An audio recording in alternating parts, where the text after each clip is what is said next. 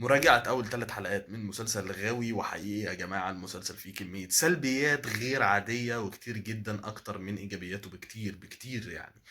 سلبية رقم 1 في المسلسل ده هي القصة، يا جماعة فكرة الغاوي في حد ذاتها أنا مش مهتم، يعني أنا كفريد يعني مش مهتم بالحمام عمومًا، بس هاتفرّج طبعًا علشان أحمد مكي، فتيجي تبُص بقى على القصة تلاقي إيه، شمس وبنجمّع الناس الشطار بتوع علي الزيبق في الخرابة علشان نرجّع حق واحد صاحبنا مش عارف حصل له إيه، أصل إحنا ما بن مش بنمشي تبع الحكومة، إحنا بنشتغل من دماغنا.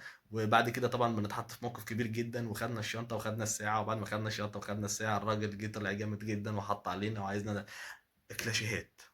دي اسمها اكلاشيهات، واكلاشيهات جامده يعني اوفر اكلاشيه. انت ممكن تعمل مسلسل ايه فيه اكلاشيهين ثلاثه اربعه، لكن كله اكلاشيه، كلها اكلاشيهات. اما تاني حاجه بالنسبه لي هي الاخراج. الاخراج يا جماعه يعني مضايقني جدا، اختيار الممثلين غلط، يعني واحد زي ابو يوسف واحد زي كرم جابر ايه لازمتهم في القعده دي؟ انا مش فاهم. هو ماركتينج فقط ان معانا واحد رياضي يا جماعه بصوا ده بيطير وبيضرب نار ومش عارف الكلام ده، ومعانا واحد رابر هات لي جمهور الراب يتفرجوا وخلاص، يعني انت فاهم الفكره. الاختيار غلط، وعارف ان يطلع لي واحد حمضان في الكومنتات يقول لي يا احمد مكي كل مسلسل لازم بيجيب ناس جديده ومش يا عم والله احنا مش برنامج، مش في برنامج عرب جوت تالنت، يعني انا عايز اشوف تمثيل وتعشت على كده وانام، انت فاهم الفكره.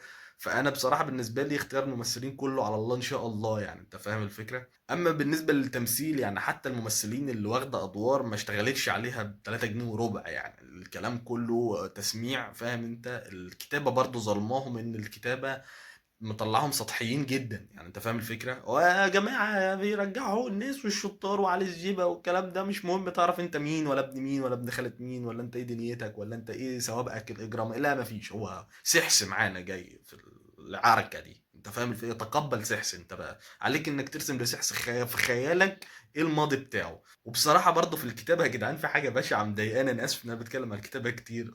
استاذ احمد طبعا بدير يعني الفنان القدير، طريقة كلام الراجل الشخصية دي، يعني الراجل ده كلها عبارة عن ابني حط على الغية التانية وانا جناحي اتكسر والريشة طارت والتيتا في الننة والننة في التيتا، وانا يعني عارف انت اللي هو ليه حاسس ان انا بكلم زغلول، زغلول كده، زغلول حمام كبير بكلم حمام ما شاء الله باظ.